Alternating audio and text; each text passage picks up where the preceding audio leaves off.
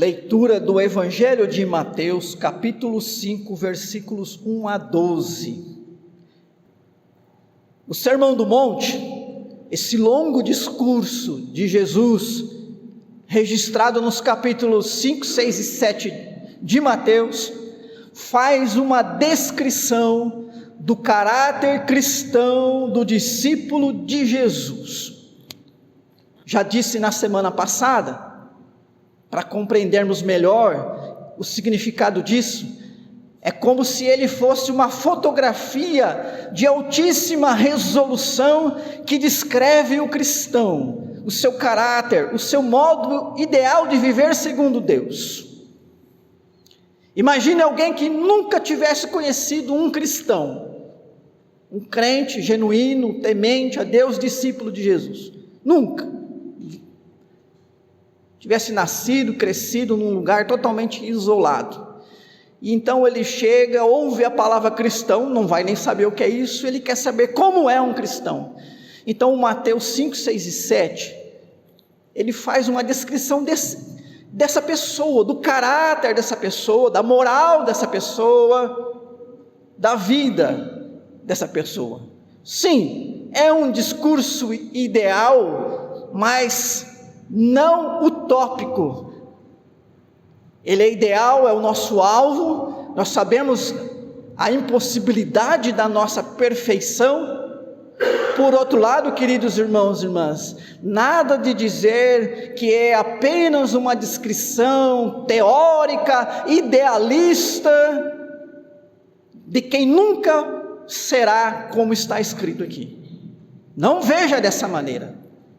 Veja a total possibilidade de você, numa comparação com o que está descrito em Mateus 5, 6 e 7, se assemelhar o máximo que você puder a isso aqui. Pois esse é o seu propósito, o propósito do Sermão do Monte, o propósito das bem-aventuranças, é para uma comparação, para que o crente compare-se. As 8 bem-aventuranças, você compara. Veja, cuidado, já disse semana passada também, isso aqui não é um caminho para a felicidade, uma escada para a salvação. Se eu conseguir ter a primeira bem-aventurança, eu consigo subir um degrau para a próxima segunda bem-aventurança, ou quem sabe de 8, se eu tiver 6, já é o suficiente, para que Deus diga, meu filho, você chegou quase lá, você está salvo, porque, olha, de 8 você conseguiu 6, não serve para isso. Aliás, os mandamentos de Deus não servem para isso. Nós vivemos um período da graça. A nossa salvação, nós já cantamos aqui, a nossa salvação é uma dádiva de Deus, é obra de Deus, puramente de Deus. Aqui ninguém comprou a sua salvação, com seus méritos, com as suas obras. Pelo contrário, nós já vimos na semana passada que é bem-aventurados os que choram, e os que são humildes de espírito, e os mansos, que são justamente aqueles que entenderam a sua nulidade, que nada são, a não ser pecadores, totalmente carentes da obra do Senhor.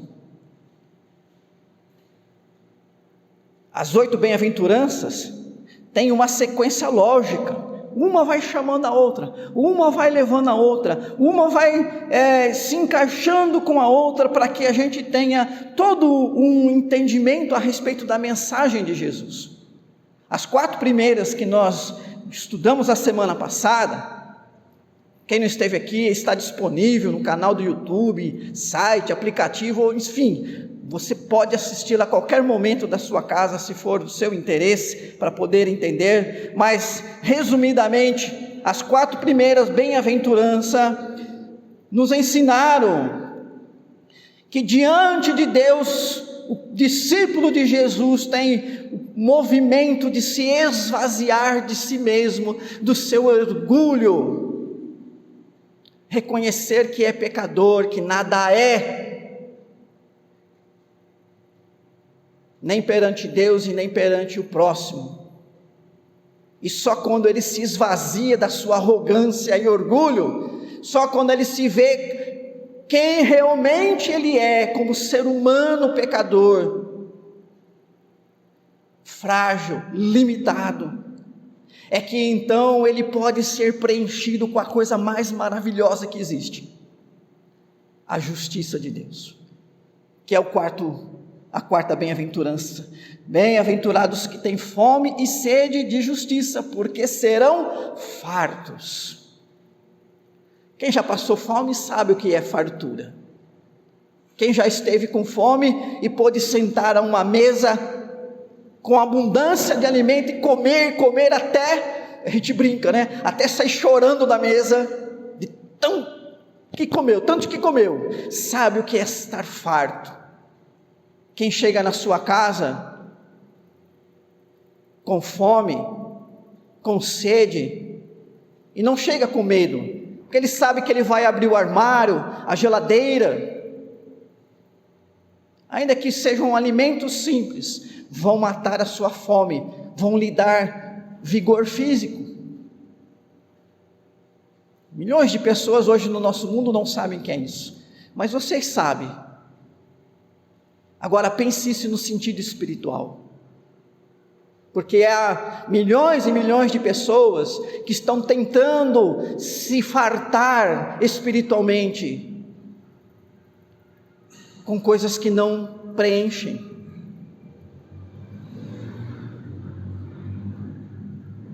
Comem das coisas do mundo e continuam com fome, continua aquele vazio.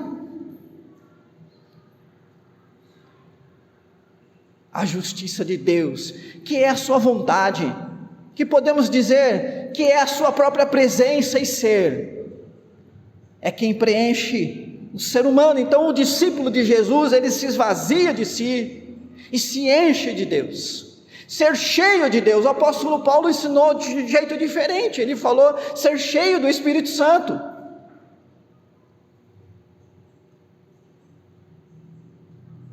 Essa é a vida abençoada que Deus nos possibilita, e eu quero dizer que não só abençoada, mas ela é necessária também, porque se o mundo está cheio de maldade, e o nosso adversário é mais poderoso que qualquer ser humano, que é o diabo, somente você estando farto e cheio de Deus é que você pode enfrentar esse mundo, e a sua fé ser preservada,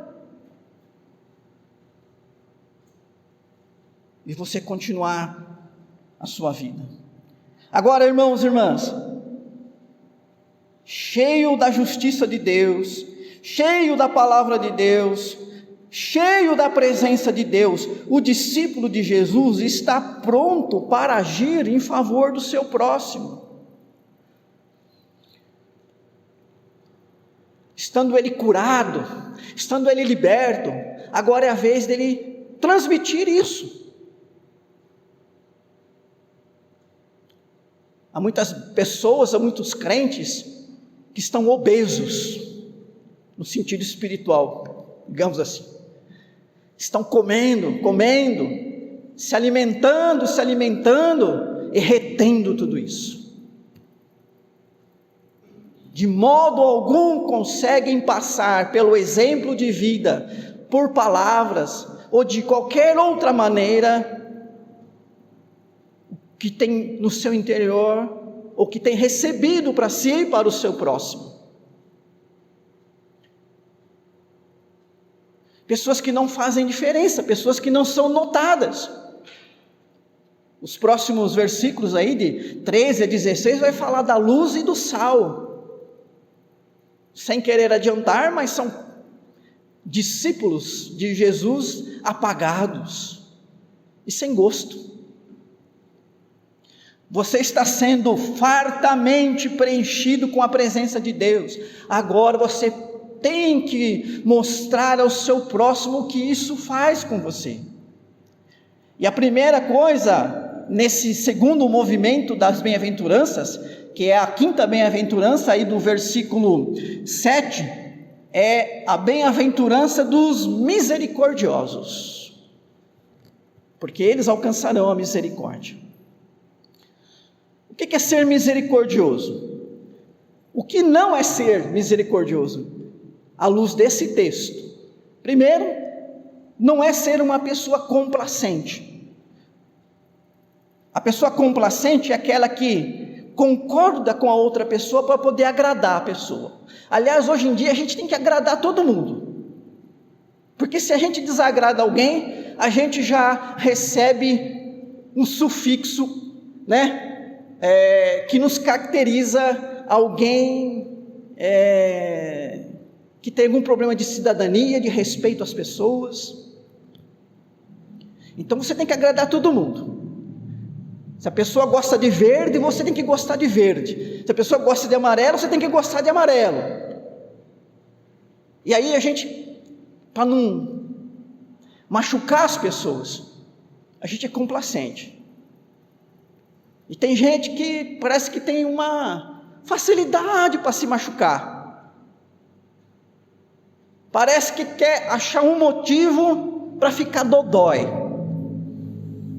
Mas ser misericordioso também não é ser aquela pessoa tolerante que fica passando a mão na cabeça das pessoas e dizendo: ó, dozinha dele. Tem gente que quer que você fica afagando os seus cabelos e dizendo: nossa, coitadinho de você. Ser misericordioso não é sentir dó, porque a misericórdia tratada aqui não é um mero sentimento, é mais do que isso. Nós temos que entender aqui o contexto. A palavra misericórdia, ela deriva de uma outra chamada miséria, e aí a gente sabe o que significa. Você pode muito bem saber o que é miséria. É aquela pessoa, né? Ou miséria caracteriza aquela pessoa que não tem nem o mínimo necessário.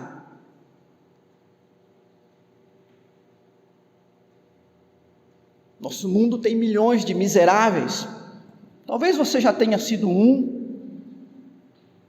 E se foi, você sabe muito bem o que é a miséria. Misericordioso, irmãos, irmãs, é aquele que percebe, que conhece, que sente esta miséria no outro. Quando eu digo que há misericórdia em mim em relação a alguém, eu estou dizendo: esta pessoa está no estado de miséria, e eu estou entendendo isso. Está havendo uma empatia da minha parte, estou sofrendo essa miséria, sofro com ela. A miséria não é algo natural. Se não houvesse o pecado, nós nunca seríamos miseráveis de nada. De nada. Muito menos, irmãos e irmãs, no sentido que é a palavra aqui, miséria, porque nosso estado é terrivelmente pecador. Por que há miséria no outro? Por que ser misericordioso com alguém que tem um carro bom, uma casa boa, um bom salário e coisas mais agradáveis? Porque a miséria tratada aqui é aquela miséria espiritual que caracteriza a pessoa quando ela está em estado de pecado.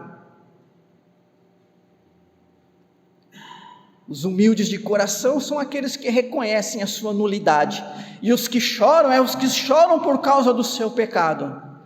Agora nós somos ensinados, irmãos e irmãs, a olhar para o nosso próximo e ver que não só nós, mas ele também vive essa miséria, e assim como nós dependemos da misericórdia de Deus, ele também depende da misericórdia de Deus.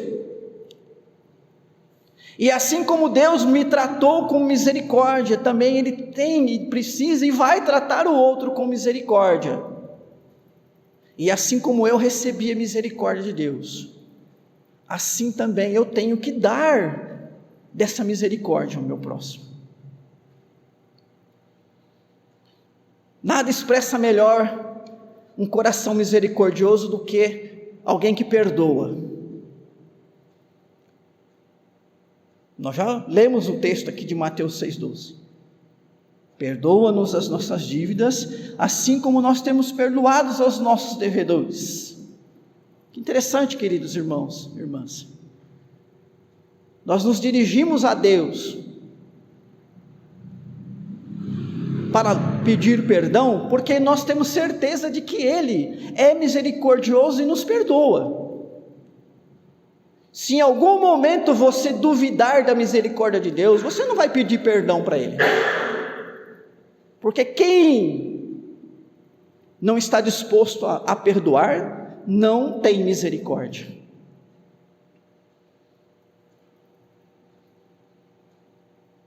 Deus é misericordioso, por isso eu busco o seu perdão.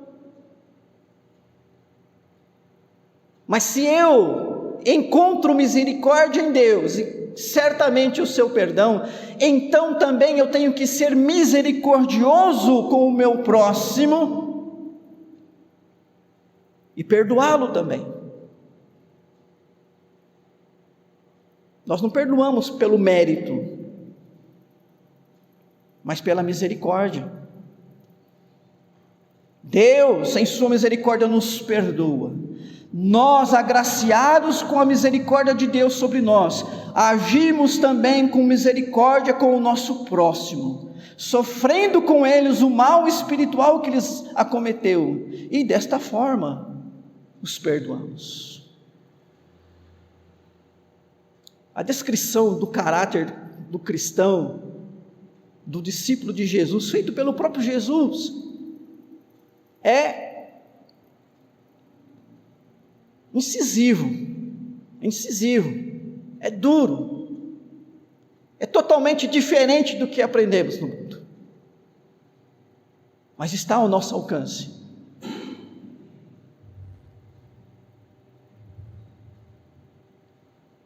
A sexta bem-aventurança, está no versículo 8, bem-aventurado os limpos de coração, porque verão a Deus. Coração é o centro do ser, é de onde flui tudo o que dele sai. Coração muitas vezes é confundido com mente, alma, razão, vontade, emoções. Coração, que é o nome de um órgão nosso, um órgão físico, na verdade, espiritualmente, ele significa o nosso ser interior. Quem somos? Enquanto pessoa, enquanto ser vivo. Coração diz respeito a tudo que somos, tudo que diz respeito a nós. Então, ter um coração limpo significa, um coração puro, um coração limpo, significa ser uma pessoa limpa do todo, totalmente limpa, uma pessoa purificada do mal, numa limpeza integral. Não é uma parte limpa, mas é o todo limpo. Ou seja, é alguém que foi liberta ou está livre da sujeira. E a sujeira que suja a alma, a sujeira que suja a vida interior de uma pessoa, é o pecado, é aquilo que não procede de Deus, é aquilo que é diferente da vontade de Deus. Atos maus, mau desejo, maus pensamentos, intenção má, tudo isso é como uma mancha, uma sujeira. Ser limpo de coração é ser alguém que tem uma vida então pura, e ele vai agir em relação ao seu próximo dessa maneira. Irmãos, irmãs, Ser limpo de coração no relacionamento com o próximo é agir para com ele sem a obra e manifestação do pecado interferindo. Se você está puro de coração, você não vai se relacionar ou não vai permitir que interfira no seu relacionamento a ira, o ódio, a vingança, a inveja, o egoísmo e outros vícios morais, que a lista é grande. Eu tenho um coração puro, não porque eu não sou pecador, não porque eu sou perfeito, não, mas me esvaziei de mim mesmo, estou preenchido com a presença de Deus, sou alguém que tem experimentado da sua misericórdia, e agora perdoo e também ajo para com o meu próximo de maneira pura, sem má intenção. Todos nós já lidamos com pessoas mal intencionadas. Às vezes no momento a gente não percebeu isso, às vezes a gente vai descobrir isso lá na frente. Sempre nos baqueamos, né? Quando nós percebemos que alguém falou, fez alguma coisa, e quando ela falou e fez aquilo, ela estava ciente do que estava falando e fazendo, e estava calculadamente agindo mal para conosco. Como é difícil isso. Todos aqui já tiveram experiências nesse sentido. E ouso dizer que todos nós aqui, em algum momento da nossa vida, talvez fomos o agente dessa maldade, de planejar e fazer mal para alguém. Essas ocasiões são festa para o diabo. Caracterizam pessoas com o coração com trevas, coração sujo. O crente é caracterizado como limpo de coração. O Salmo 24, versículo 4, fala assim: o que é limpo de mãos e puro de coração, que não entrega a sua alma à falsidade, nem jura dolosamente. Os ouvintes de Jesus conheciam essa palavra, e certamente entenderam que os limpos de coração, aqueles que vêm a Deus, como está lá no Salmo, são aqueles que não agem com falsidade e com dolo em relação ao seu próximo. O dolo caracteriza a pessoa que é ardilosa, que é sutil, que prepara armadilhas, que é traiçoeiro, que dá rasteiras nas pessoas.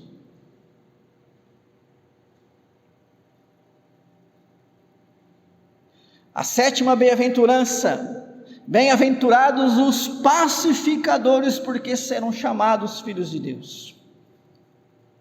A maior causa da falta de paz é o egoísmo exagerado. As guerras, as lutas, as batalhas, sejam entre nações, povos, vizinhos, cidadãos e família, está fundamentada no egoísmo.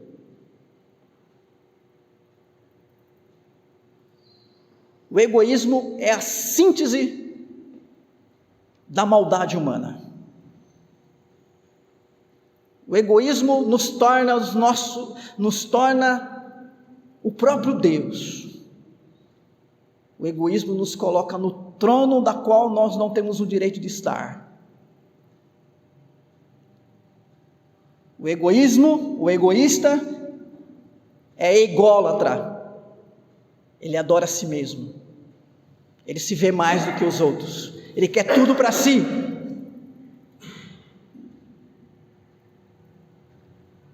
Se há algo que é combatido nas Escrituras, irmãos e irmãs, é o egoísmo.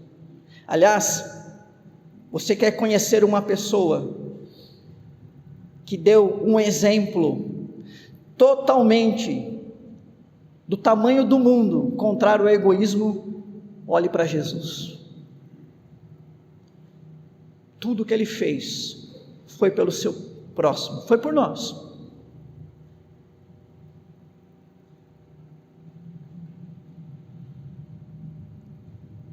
E Jesus foi totalmente altruísta, né? Voltado para o seu próximo, para servir o seu próximo, porque ele estava em plena comunhão com o Pai.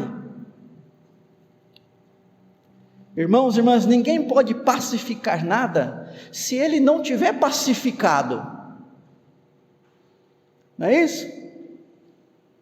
Como você vai pacificar, levar pessoas à paz, se você mesmo está em meio ao conflito, se você mesmo faz parte dessa discórdia, se o seu próprio coração está tomado por coisas más? E já vimos nas bem-aventuranças que é só a presença de Deus que nos capacita a viver como está aqui, agindo em favor do nosso próximo. A presença de Deus, irmãos e irmãs, que muitas vezes nós chamamos de comunhão. Comunhão, pessoas em comunhão são pessoas que estão vivendo uma vida comum. Há um relacionamento, há uma proximidade, há um querer e um gostar, um sentir-se bem entre elas. Comunhão não é morar na mesma casa e dividir coisas comuns, porque há muitas pessoas que muitas vezes estão fazendo isso, mas estão divididas. Há muitas pessoas que estão na igreja, conhecem a Bíblia, mas não estão em comunhão com Deus.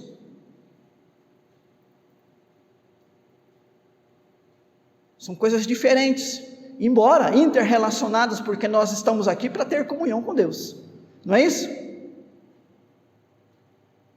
Então se aproxima dele, chegue-se a ele, faça como está aqui nas bem-aventuranças, seja humilde de espírito, chore pelos seus pecados, tire a maldade e a intenção má em relação ao seu próximo, e revista-se da gentileza e do ser de Deus.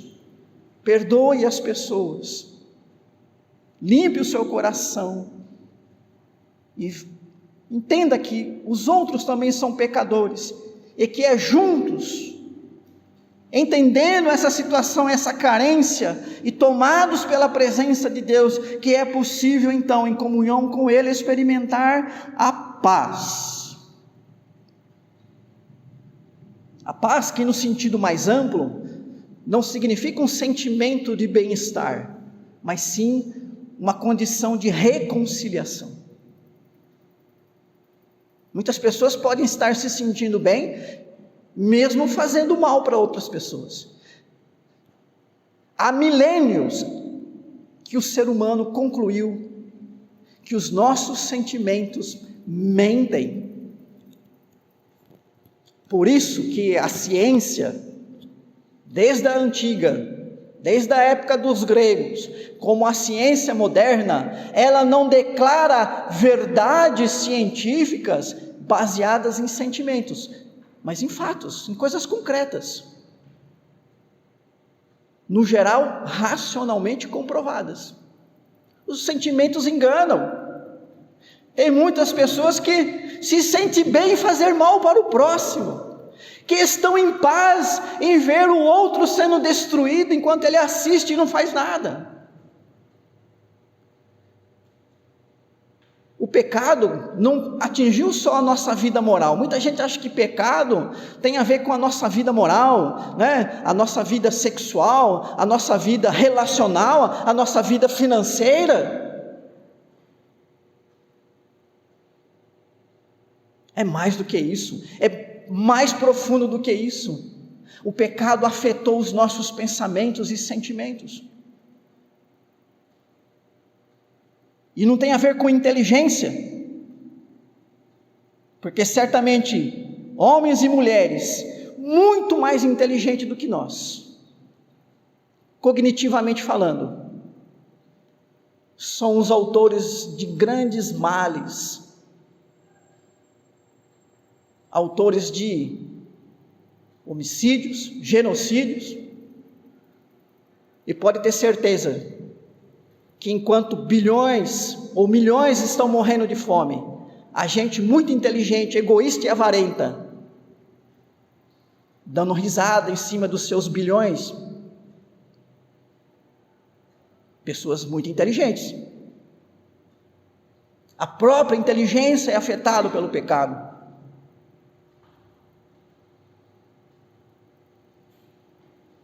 Paz, então, é reconciliação.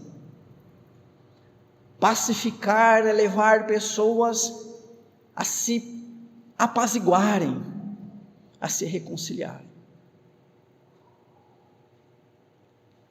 É entrar numa disputa que não é sua. É se envolver com um problema que não é seu. E eu quero agora chamar a sua atenção para que você se doe um pouco em favor do seu próximo, saia da sua zona de conforto e vá ajudar as pessoas. Ah, pastor, vou arranjar problema para mim. Vai. O Salmo 112 que nós lemos, diz que o justo não teme má notícia, não se abala com essas coisas. E em último lugar, irmãos e irmãs, a última bem-aventurança: bem-aventurados os perseguidos por causa da justiça, porque deles é o reino dos céus. Bem-aventurados sois quando por minha causa vos injuriarem, vos perseguirem, mentindo, disserem todo mal contra vós. Regozijai-vos e exultai, porque é grande o vosso galardão nos céus, pois assim perseguiram aos profetas que viveram antes de vós. Na lógica humana, o cristão, que é humilde, que é manso, que é misericordioso, que é puro de coração, que é pacificador, deveria estar lá no alto da lista da pessoa mais benquista, não é isso? Mas quem não teme a Deus, queridos irmãos e irmãs, se incomoda com as coisas de Deus. O cristão aqui do Salmo das Bem-aventuranças é aquele que é perseguido por ser uma pessoa boa, por fazer o que é certo. Só que fazer o bem e o que é certo mexe com a ferida das pessoas. E tem gente que não quer que você mexa com as suas feridas. Tem gente que se considera feliz vivendo uma desgraçada vida de pecado. E aí você chega na boa intenção, ciente do que Deus tem para fazer através de você, e a pessoa não quer. O versículo 12, fala do galardão para aqueles que são perseguidos, galardão celestial. Não é o terreno, não espere fazer coisas boas pelas pessoas aqui na terra e receber aqui. Pelo contrário, faça sem intenção de receber nada em troca, mas lá no céu tem o seu galardão. Esse galardão, os profetas da antiguidade receberam. Está dizendo, olha para eles, com eles aconteceu isso. O que os profetas fizeram, irmãos e irmãs? Pregaram a palavra, chamaram o povo de volta à aliança. O povo estava se destruindo na idolatria, na imoralidade. E os profetas chamavam o povo, palavra de Deus, abriam mão da sua vida para fazer isso, e foram perseguidos. Leia Hebreus 11. Hebreus 11 tem a lista dos heróis da fé. A maioria deles, diz lá o texto, o mundo não foi digno da presença deles. A maioria deles não foi bem quisto, foi odiado pelo seu próprio povo. Aliás, quando colocaram Jesus e Barrabás para que fosse escolhido, quem seria liberto? Quem o povo escolheu? O Barrabás. O Barrabás representava os anseios do povo de se revoltar contra Roma. Se alguém caracterizava uma pessoa que tinha uma visão política mais segundo a vontade do povo, era o Barrabás, não era Jesus, não. Vamos escolher Barrabás e crucifica Jesus. Se isso acontecer com você, diz o texto aqui, considere-se bem-aventurado e aguarde, o seu galardão está reservado.